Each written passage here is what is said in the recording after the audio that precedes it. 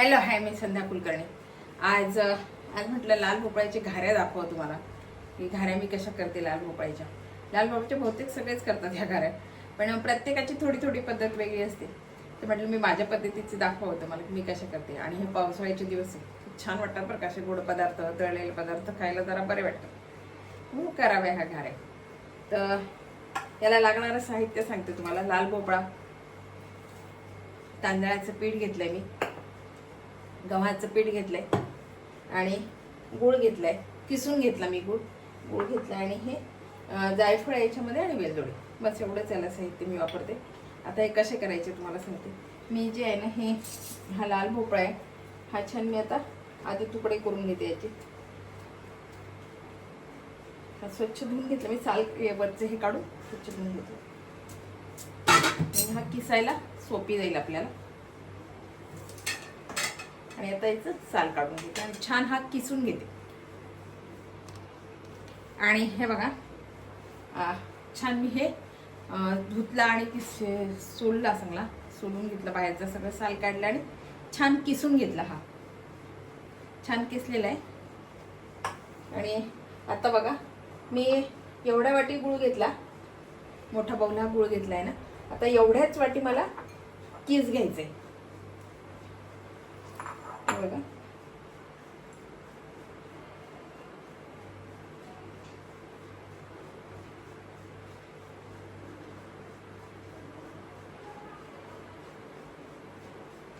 एवढेच वाटी हा किस घेतला. थोडंसं किंचित जास्त असेल.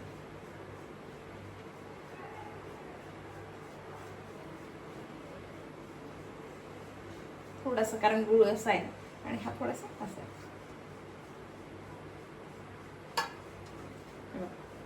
आणि आता ना मी हा कढईमध्ये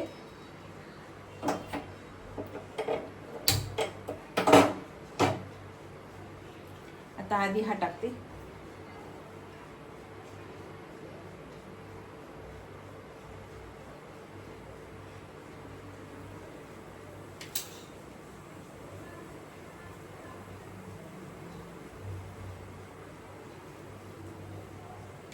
देते.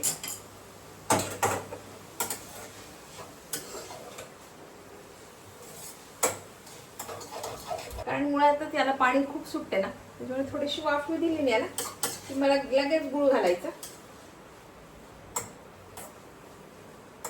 तो त्याला फार वेळ लागत नाही शिजायला, पटकन शिजतो तो.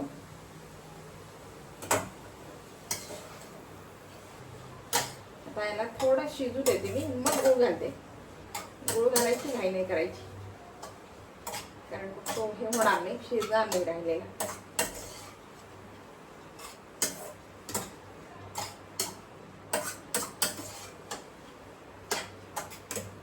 काय करतात, हा कुकरला लावतात आणि एक शिट्टी काढून घ्यायची आणि मग हे मॅश करायचं, आपला गुळ घालायचा झाला तसं पण करतात. आणि आता बघा, याला छान वाफ आली.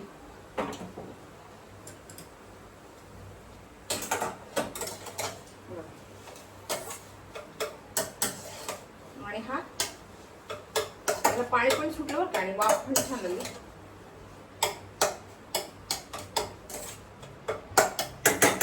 मी आता काय करते, गुळ याच्यामध्ये घालून देते आणि थोडंसं परत एकदा वाफ येऊ देते.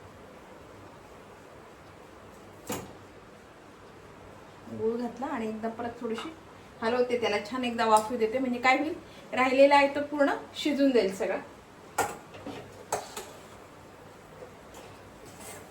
तर तरी तो विरघळून जातो, मग तो काही याच्यामध्ये राहत नाही, कारण वाफेला पूर्ण होऊन जातो.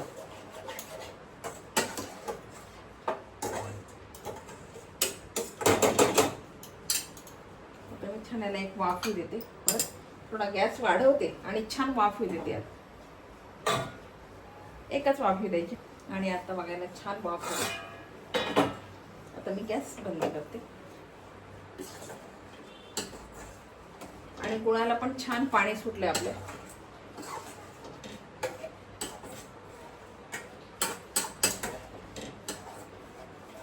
आता आम्ही खाली काढते. आपण छान शिजलाय आणि गुळाला पण छान पाणी सुटले. खडा एक पण नाही राहणार आता आपल्या गुळाचं. सगळं तसा मी गुळ किसलेला होता, पण तरी एखादा राहिला तर खडा. तो छान. आता हे छान थंड होऊ देते. फार गरम गरम नको भिजवायला, म्हणून थोडंसं गार होऊ देते हे. आणि हे बघा बरंचसं गार झालं आणि छान झालं बरं काय. बारीक झालं. मी छान मॅश पण केलं थोडं आणि छान असा गुळ पण विरघळला आणि छान बारीक झाले. हे बारीक म्हणजे मॅश झालं छान.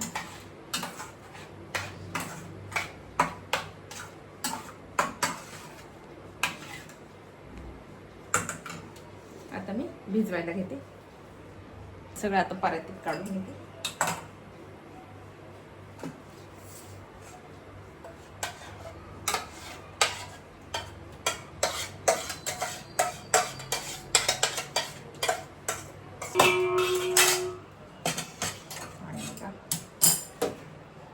याच्यामध्ये थोडं तांदळाचं पीठ घालते.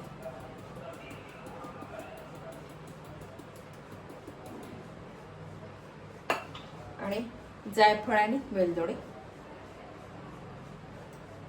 आणि याच्यामध्ये जेवढी बसेल ना तेवढीच कणिक घालायची. आता मी एवढी मोठी घेतली पण मला नाही वाटत. पण काय होतं माहिती, गुळालाही पाणी सुटते आणि लाल भोपळ्यालाही पाणी सुटते. आता बघू किती बसते कणिक. अजून थोडंसं गरमच आहे. फार असं गार नाही झालेलं, अजून थोडंसं हे गरमच.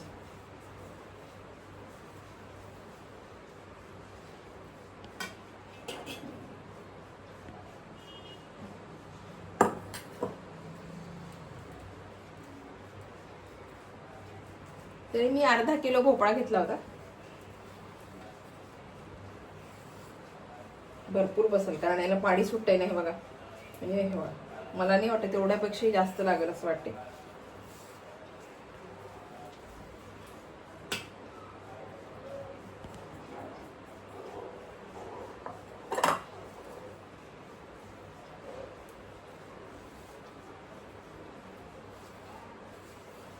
कारण लाल भोपळ्याला खूप पाणी सुटते आणि गुळ आहे त्याच्यात घातलेला आहे, त्याच्यामध्ये भरपूर बसेल. आणि हे बघा आता छान आपला हा गोळा भिजवलाय. पण हे करायची घाई करायची, कारण काय होते याला सुटते पाणी. लाल भोपळ्याला आणि गुळाला पाणी सुटते आणि मग ते त्याच्यामध्ये पीठ घालत राहा, ते वाढत राहतात. म्हणून पटापट आता हे करायचे. आता हे छान भिजवून घेतलं आणि आता हा छान गोळा घेते. मुद्दाम हे घट्ट भिजवायचं, भिजवतानाच घट्ट भिजवायचं कारण नंतर याला मग पाणी सुटते. म्हणून बघा छोटासा गोळा घेते.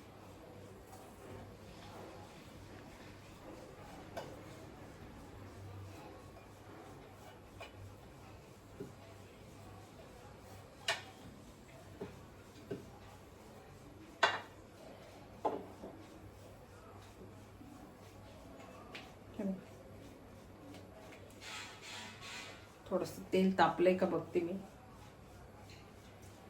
तापले आपलं तेल. गॅस थोडा कमी करते.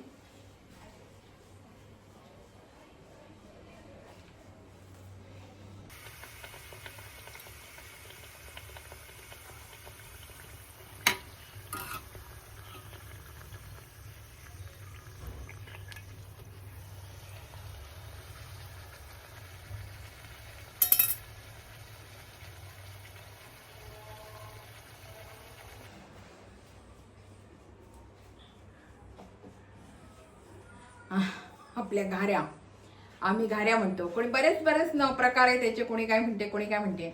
बघा ही रेसिपी तुम्हाला कशी वाटली. लाल भोपळ्याच्या घाऱ्या आवडली का? आवडली असेल तर लाईक करा, शेअर करा, सबस्क्राईब करा.